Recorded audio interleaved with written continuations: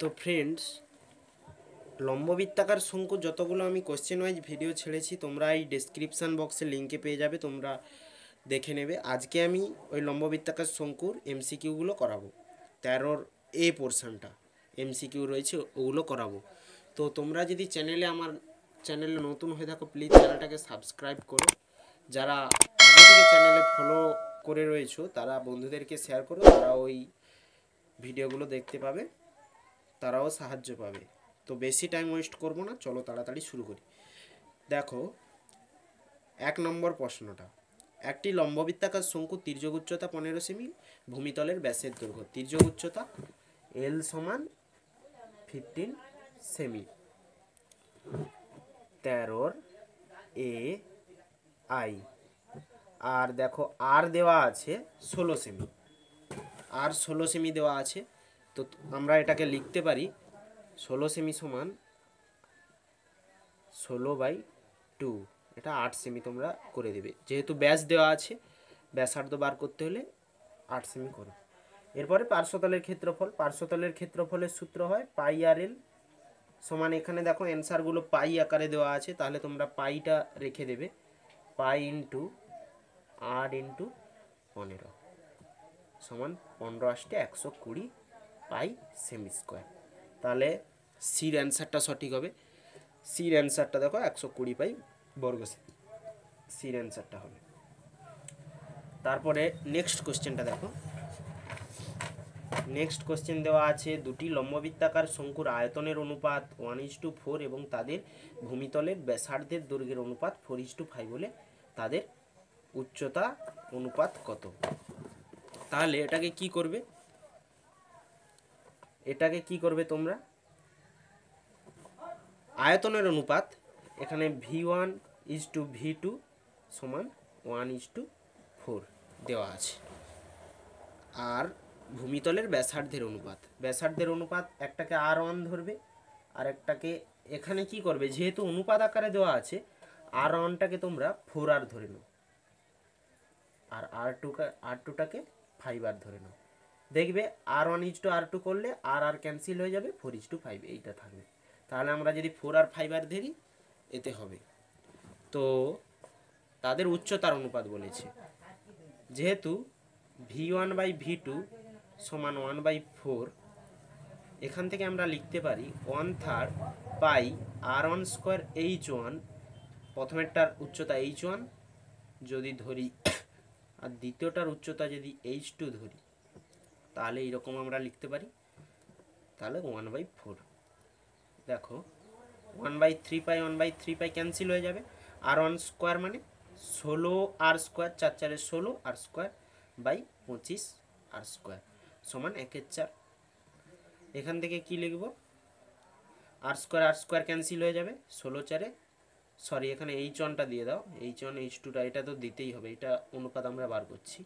তাহলে H1/H2 সমান কি হবে, 25টা এই পাশে যাবে, 64টা নিচে আসবে, বা H1:H2 সমান 25:64।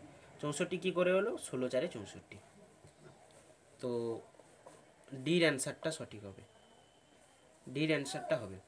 তারপরের কোশ্চেনটা দেখো, 3 নম্বর প্রশ্ন।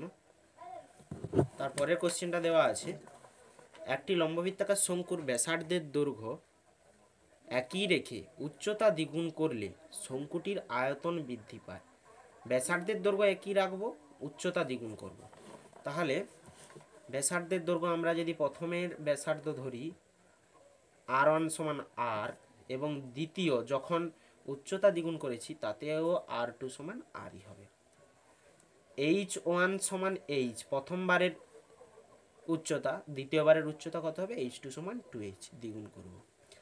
তাহলে V1 সমান কি হবে, 1/3 পাই R1² H1 সমান, এটা কি লিখতে পারি, 1/3 পাই R² H, R1 সমান R আর H1 সমান H, 1/3 পাই R² H।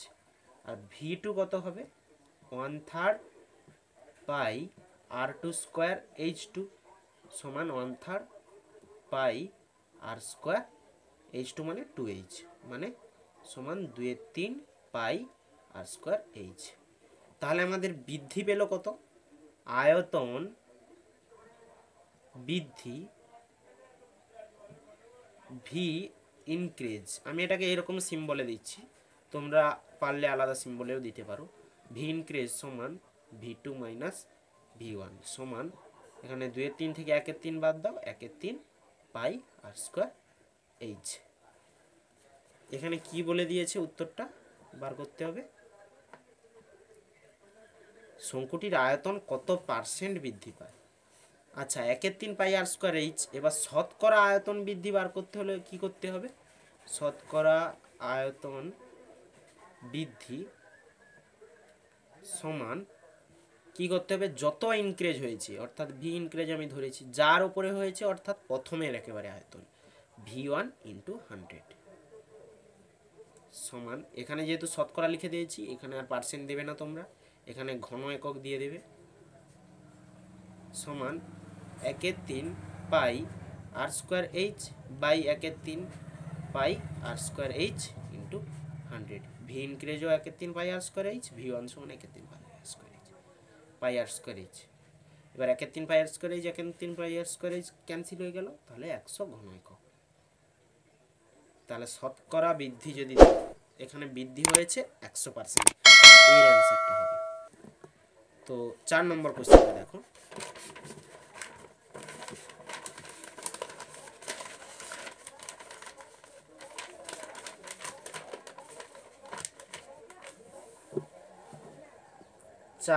কোশ্চেনটা দেখো কি দেওয়া আছে,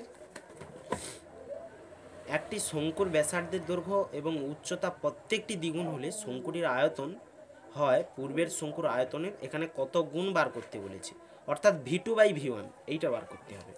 তাহলে এখানে আমরা R1 কত রয়েছে দেখো, আমরা যদি R ধরি R2, তাহলে এখানে R2কেও দ্বিগুণ করতে হবে, 2R হবে, H1 সমান H ধরলে H2O সমান 2H হবে, দ্বিগুণ হয়েছে, দুটোই দ্বিগুণ হয়েছে। তাহলে এখান থেকে আমরা V1 কি পেয়ে যাব, V1 সমান 1/3 পাই R1 স্কোয়ার H1 সমান কি হবে 1/3 পাই আর স্কোয়ার H আর H। এবার V2 সমান 1/3 পাই R2 স্কোয়ার H2 সমান 1/3 পাই R2 স্কোয়ার মানে 2R এর হোল স্কোয়ার ইন্টু H2 মানে 2H সমান 2 2 4 4 2 8 8 pi R square H by 3। তাহলে কত গুণ বৃদ্ধি পেয়েছে মানে কি করতে হবে, V2 বাই V1 করতে হবে।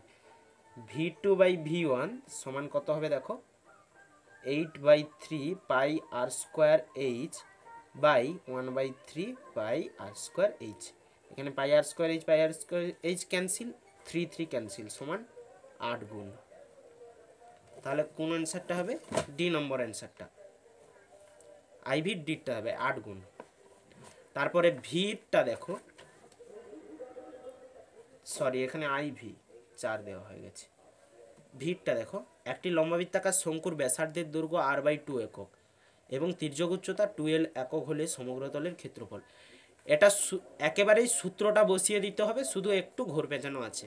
সূত্র কি হয়, পাই আর এল হয়, পার্শ্বতলের ক্ষেত্রফল পাই আর এল, সমগ্র তলের ক্ষেত্রফল সরি পাই আর ইন্টু আর প্লাস এল, এটা সমগ্র তলের ক্ষেত্রফল হয় সূত্র, জেনারেলি সূত্র পাই আর ইন্টু আর প্লাস এল।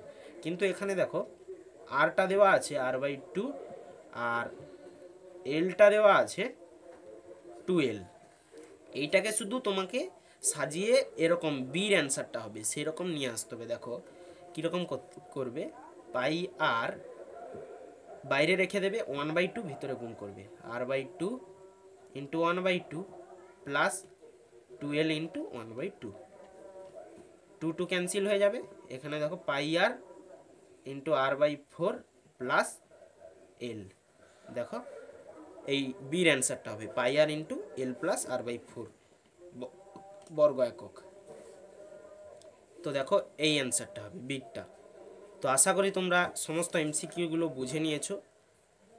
যদি তোমরা এই এলএকিউ যত কোশ্চেন ওয়াইজ আমি ভিডিও ছেড়েছিলাম সেগুলো না দেখে থাকো, তোমরা আমি এতে ডেসক্রিপশান বক্সে লিঙ্ক দিয়ে দেবো, ওই লিঙ্ক থেকে তোমরা দেখে নেবে। এর পরের ভিডিওতে আমি সত্য মিথ্যা এবং অর্থাৎ বি আর সি এর যে পোর্শনটা রয়েছে ওটা করাবো, এবং তার পরের পার্টের ভিডিওতে 14 যতগুলো এসে সংক্ষিপ্ত উত্তরধর্মী প্রশ্ন ওগুলো পুরো করিয়ে দেব। তো ভিডিওটা তোমাদের কেমন লাগলো প্লিজ একটা কমেন্টে জানিও। চ্যানেলে যদি নতুন হয়ে থাকো চ্যানেলটাকে প্লিজ সাবস্ক্রাইব করো এবং একটা এই ভিডিওতে একটা লাইক দিও এবং বন্ধুদেরকে বেশি বেশি করে শেয়ার করো। তো দেখা হবে পরের ভিডিওয়ে। Have a nice day.